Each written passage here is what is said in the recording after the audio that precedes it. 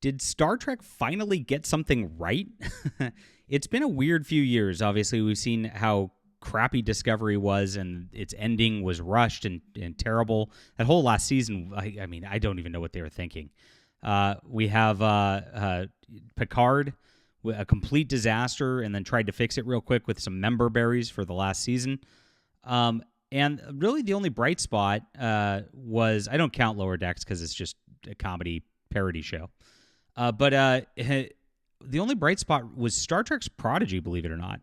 Now, I was very tepid on this when it was coming out, but I did watch it. I am a Star Trek guy at heart, big time. If you guys have followed along, you know I'm a Star Trek guy to the point where I have every Star Trek comic ever made. I've read a huge chunk of the novels. Like I'm there with this franchise. It makes me really sad to see where it's gone in these years. But this did things pretty well. It was a kids cartoon, so it did. I don't think the ratings were really there for it.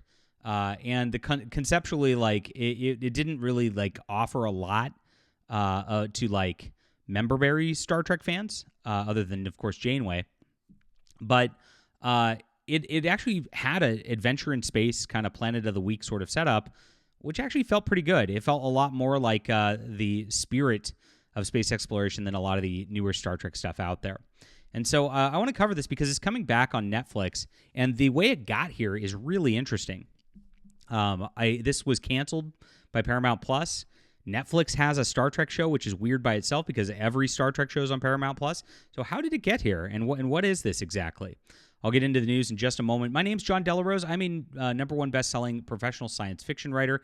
If you like Star Trek and the spirit of that, check out my Arroz War space opera trilogy here. It's a wonderful book trilogy. It's available on print, ebook, and audio, and I'm actually building a new space exploration series that's going to dovetail out of this. So I'd love for you to get on this right now. I know a lot of Star Trek fans are good readers. Check it out. This link's in the description below. And thank you guys for being there and supporting us. Make sure to hit the like and subscribe if you're new here. We're going to cover, everything Star Trek really that's coming out and everything related to science fiction, good and bad. And we're just going to tell the truth about it, whether it gets us clout or not. Don't care. Thank you for being here again. Okay, so Star Trek Prodigy really centered around actually it had a boy as a main character, which was kind of shocking. You don't really see that a lot. It's actually written by two brothers who are big Star Trek fans. I've followed them on Twitter. And I don't know them. They don't really post about politics, thank God. And they mostly just care about Star Trek. They write a lot of Star Trek fan fiction.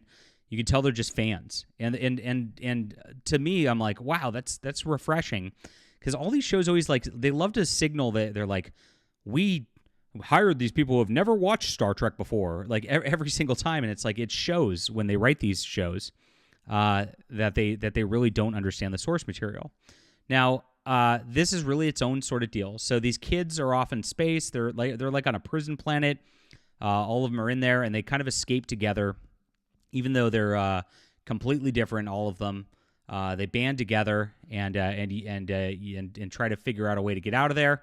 The gal is like a princess daughter of like some like evil dude who's like trying to hunt them down through the entire series.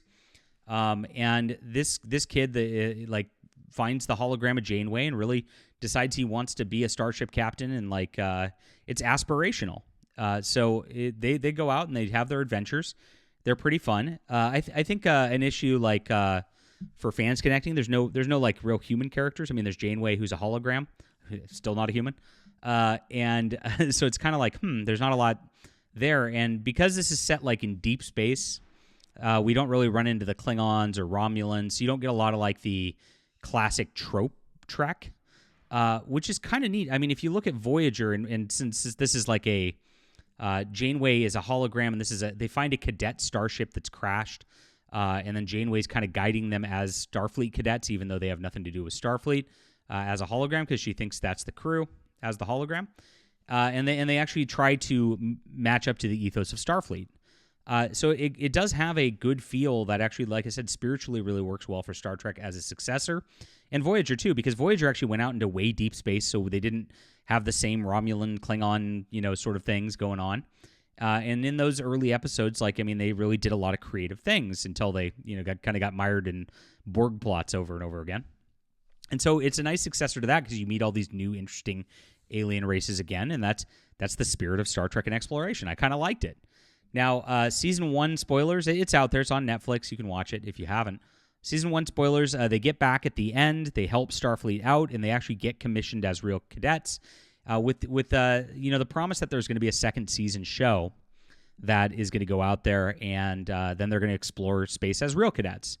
Well, apparently that all got done and ready, and Paramount Plus just canceled it, even though it's done. Very weird. So this went away, even though it was pretty good, and it's actually something that you can watch with your family, which is nice for Star Trek. Can't do that a lot with most Star Trek stuff these days. And there it is. Almost 4 months after being removed from Paramount Plus, the Prodigy has found a new streaming home on Netflix. Again, a very odd thing, but this is a streaming thing that's happening a lot. Netflix is sort of recapturing a lot of things after everybody tried to make their own streaming services. Nobody really had enough content to make it go, and so a lot of those streaming services are failing and then just getting gobbled right back up. So the news was first reported by Variety, and this came from last year, and it was part of a larger series of cost-cutting moves made by the streamer. I don't understand this because it's already done. I guess they just didn't want to pay royalties. I mean, that's silly. This is the first removed Paramount Plus show that has found a new home.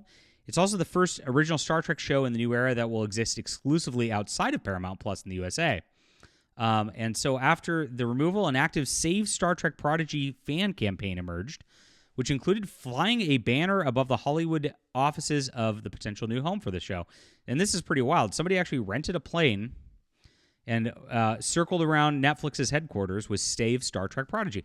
I love these kind of fan initiatives. I mean, this I'm going to show my age, I guess. This harkens back to Firefly. when the fans really wanted Firefly and they actually pushed it so hard, they got a Serenity movie. Not exactly what we wanted, but hey, it's fun when the fans actually get what they want from studios. It's very, very rare. I feel like these studios go out of their way to not give the fans what they want. So this is fantastic that they had a nice hashtag and then did this, and then Netflix actually listened. So the showrunners are Dan and Kevin Hageman. Those are the guys like I was mentioning, the brothers Hageman. Sorry if I pronounced that wrong. And Kate Mulgrew sent out a message saying thank you to our incredible Star Trek Prodigy fans who champion not just a show, but a community that's always been connected by the belief that we build a better future together. We set out to inspire you. You inspired us. The team is hard at work on a second season. We can't wait to share it with fans around the world. I've always held that Star Trek fan base is among the strongest and most intelligent in the world.